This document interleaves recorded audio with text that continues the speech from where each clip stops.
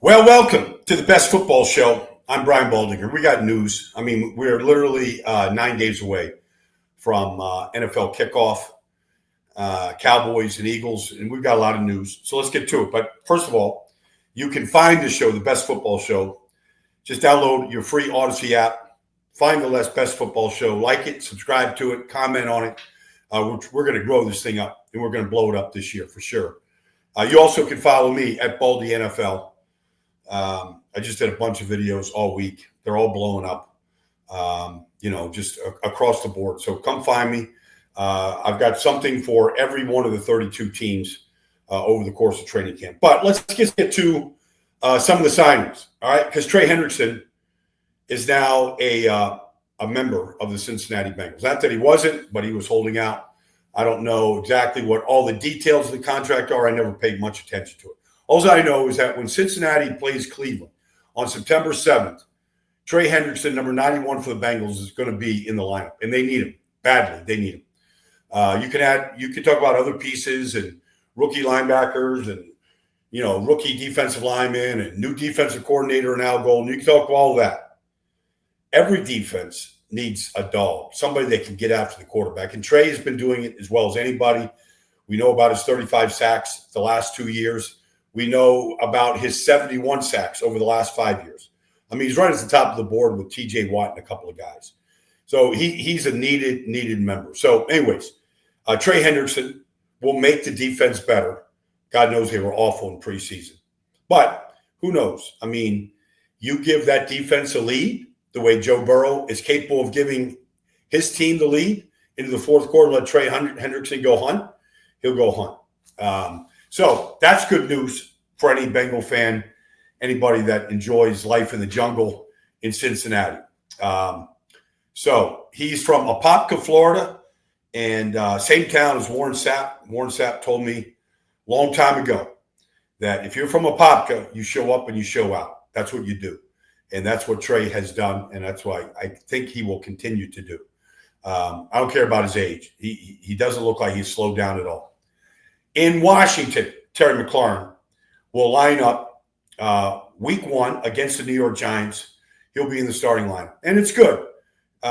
Anybody that has met Terry McLaurin, anybody that has had the opportunity to talk football with Terry, anybody that knows him on a personal level, we're talking about just a great person and a very smart football player. I did this show for 4 years called Film Sessions. And it was either myself and Kurt Warner or myself and Ron Jaworski. And we took one of 70 different players in the league. We went in the film room with them. We had them teach us the game of football. And I got to tell you, I mean, I've had a lot of receivers in there, including Devontae Adams. I probably learned as much about the wide receiver position from Terry McLaurin as anybody I've talked to. Now, I'm not saying Justin Jefferson or Jamar Chase or anybody else couldn't teach me the game. I'm just saying when I sat in the film room with Terry McLaurin, I learned a lot about playing wide receiver in the NFL. He is he's an extraordinary person. He's got great speed, and their offense is already good with Jaden Daniels. But with Jaden Daniels throwing Terry McLaurin the football, that's an elite offense. So congratulations, Adam Peters, the general manager. Dan Quinn, the head coach, Terry McLaurin. I was out in Ashburn, Virginia, where the Commanders practice. I was there on Sunday morning, July 27th. Sunday morning, July 27th. It was a burner. It was hotter than Hades that day. And Steve Weiss and myself were doing an NFL Network show. And on that day, Terry McLaurin showed up. In fact, we saw him. He was in the weight room. He was on a treadmill. He was running. He was signing autographs. But he's been literally since July 27th, a month now. He's been around the team. They got the deal done. So congratulations. That's important. The other bit of news here is there is always a quarterback carousel that is spinning. All right.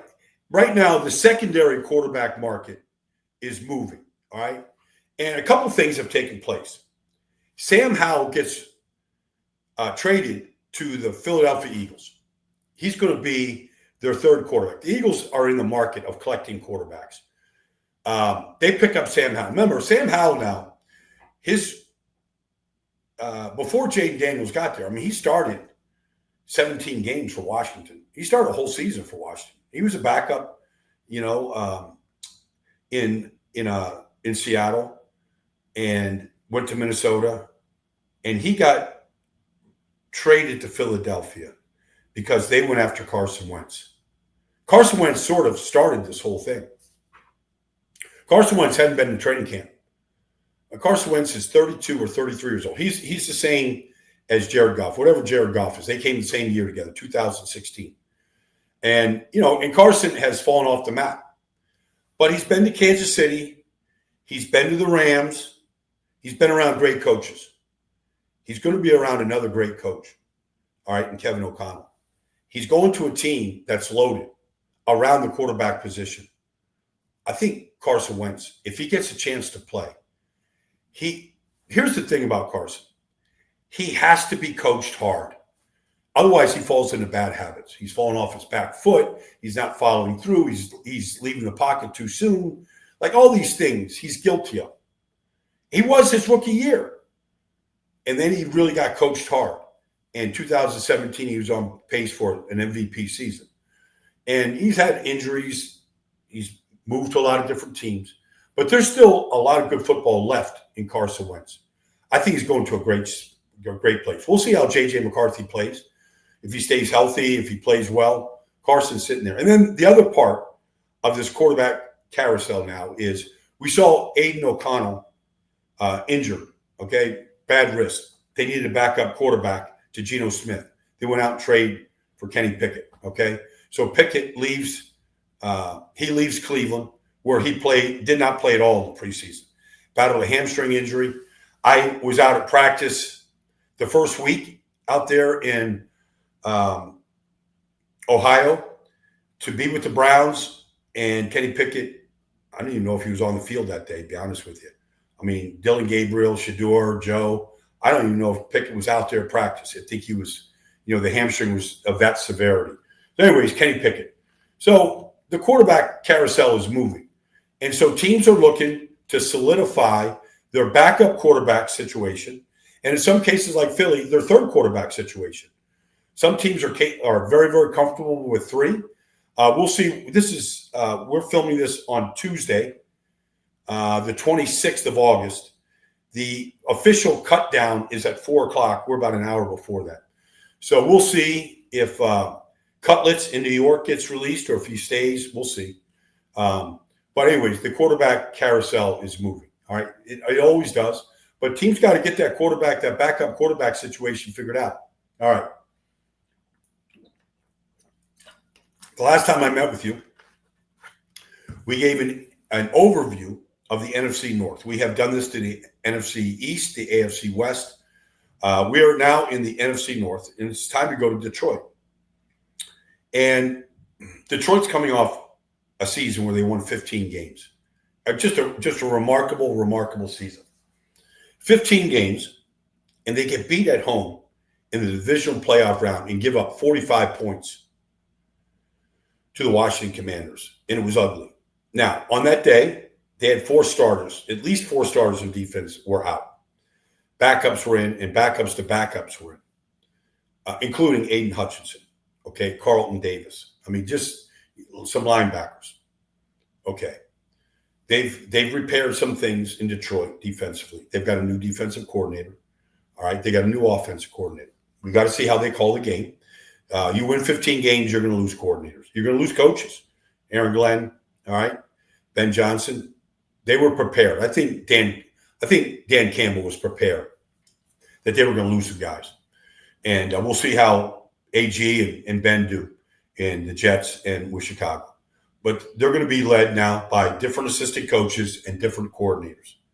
But this much I know. The offense should be very good. They've got two players in Jamison Williams and Jahmyr Gibbs, who literally can score from anywhere on the field. In fact, They do. They both had plays, I think, of over 80 yards last year for touchdowns. They can score from anywhere. This team is as explosive as anybody. Now, you add David Montgomery to that mix. The 1-2 punch at running back is as good as anybody's in the league. When David Montgomery went down last year and Jahmyr Gibbs took over, he looked like he could lead the league in rushing. He's just that good. You have to factor in Amon-Ra St. Brown, who's one of the great he's one of the great receivers in this whole game. He moves the chains. He can win from the slot. He can win outside. He can be a gimmick player. He can do it all. He's a great route runner. Amon-Ra St. Brown is a great player. You add Sam Laporta to that. I mean, that's a move tight end that can flat out run, and he's excellent after the catch. And then the best receiver I saw, and this is not just platitudes here, the best receiver I saw in the preseason was Isaac Tesla. Isaac Tesla was a third-round pick at Arkansas, but, he's from Michigan. He went to Hillside College. He didn't have many offers. He was a 3-star athlete. His father played football at Hillside. He went to Hillside and then eventually transferred to Arkansas. But if you look at Isaac Tesla, the guy wins a state championship at quarterback in football, state of Michigan.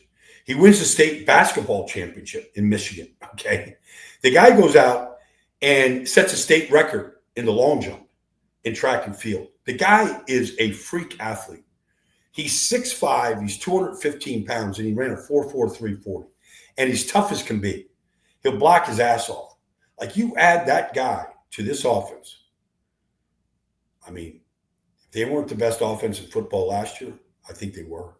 This could be the best offense in football again this year. Now, they have to replace Frank Ragnow and Kevin Zeitler. Now, I'm talking about all the pieces around. They had one of the top 3 offense lines of football over the last 2 years, and they lost the best center in football in Ragnow.